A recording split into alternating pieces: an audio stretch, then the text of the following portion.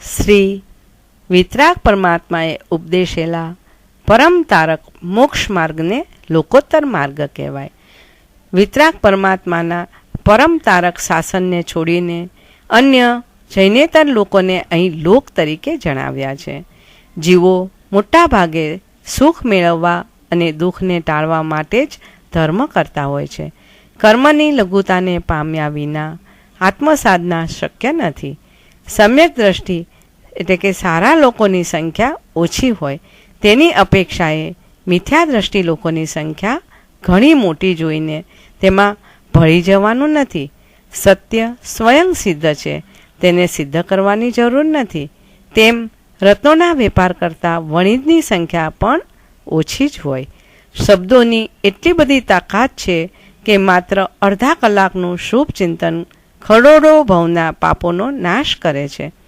ગ્રંથના ઊંડાણમાં ઉતરવાથી, પરિશીલન કરવાથી, સ્વાધ્યાય કરવાથી આત્મામાં રહેલા નિદાનોની પ્રાપ્તિ થાય છે, પણ તેની સંખ્યા ઘણી જ ઓછી હોય.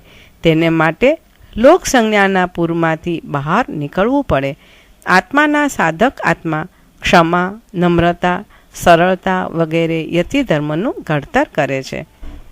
લોક સંજ્ઞામાં મોહિત જીવો કુકર્મોથી હણાયેલા જાણવા. લોક સંજ્ઞારૂપી મર્મઘાત, તેનાથી ઉત્પન્ન થયેલી પીડા એ મહાવ્યથા છે. અષ્ટપ્રવચન માતા રૂપી 8 અંગ, તેમાં પ્રભુ આજ્ઞારૂપ સત્યવ્રત રૂપી શરીર વ્યાપ્ત છે. સત્યરૂપી થડથી સંકળાયેલા અંગ મર્મસ્થાન કહેવાય. લોક સંજ્ઞાને આધીન બનેલા મનુષ્યો સાચું શું છે તે સમજતા નથી અને લોકને અનુસારે કરાતી પ્રવૃત્તિથી તેઓ અંતરથી વ્યથિત હોય છે. આથી લજ્જિત થઈને નીચું જોઈને ચાલતા હોય છે. સત્યનો ત્યાગ કરીને લોકનું અનુસરણ કરવાથી મનમાં શલ્યનો અનુભવ થતો હોય છે. તેથી સાચા માણસોની સામે જોવા કે દ્રષ્ટિ કરવાનું પણ સામર્થ્ય હોતું નથી. તેથી નીચું જોઈને ચાલે છે, પણ લોકસંજ્ઞાનો ત્યાગ કરવાની હિંમત નથી. કારણ કે લોક નિંદાના ભયથી સત્યનો ત્યાગ કરી લોકોને અનુકૂળ થયા છે. આમ પોતાના આત્મ સ્વરૂપનો ઘાત કરનારા બને છે અને લોક સંજ્ઞાથી હણાયેલા જીવો પોતાના સત્ય સ્વરૂપ અંગના મર્મસ્થાનમાં આઘાત પહોંચવાથી નીચી નજરે ચાલે છે અને તે દ્વારા પોતાની મહાવ્યથાને જણાવે છે. મુમુક્ષુ આત્માઓએ લોક નિંદાના ભયને દૂર કરી લોક સંજ્ઞાનો ત્યાગ કરવો જોઈએ. ધમ્મો અપસહ્યો, ધર્મ આત્મસાક્ષિક છે એમ મહાનિશ્ચિત સૂત્રમાં કહ્યું છે. ધર્મની ઉપાસના કરવામાં લોકસાક્ષીને નહીં, આત્મસાક્ષીને પ્રમાણભૂત માનો.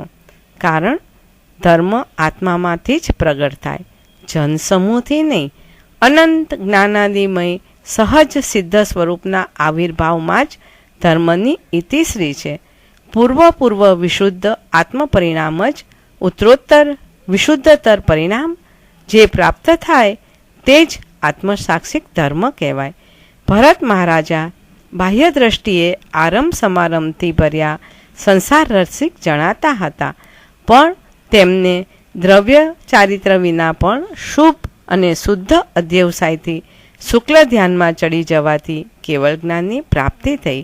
જ્યારે પ્રસન્નચંદ્ર મહર્ષિ બાહ્ય દ્રષ્ટિએ આરંભ સમારંભથી રહિત મોક્ષ રસિક આત્મા જણાતા હતા, છતાં શ્રેણિક મહારાજાના દુર્મુખ નામના સૈનિકના વચનો સાંભળી આત્મસાક્ષીએ યુદ્ધ રસિક બન્યા.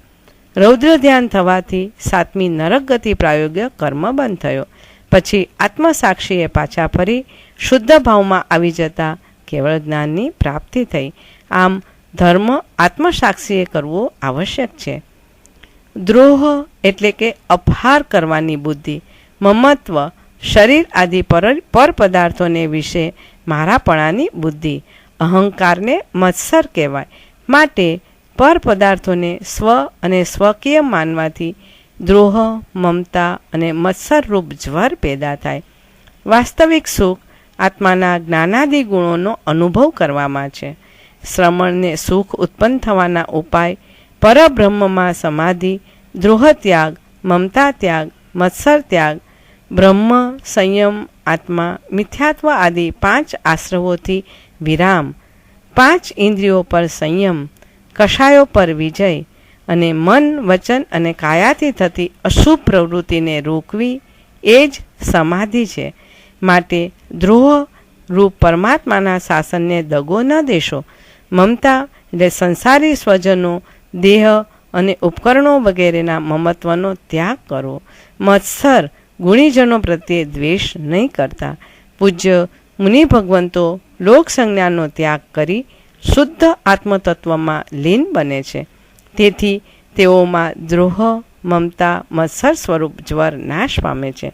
ત્યાં સર્વ પરભાવોની ઉપેક્ષા હોય છે. ગટરમાં ભૂંડ આળોટે, હંસ નહીં. મુનિ મહાત્મા તો રાજહંસ છે. તેઓ શ્રી લોક સંજ્ઞામાં ન પડે.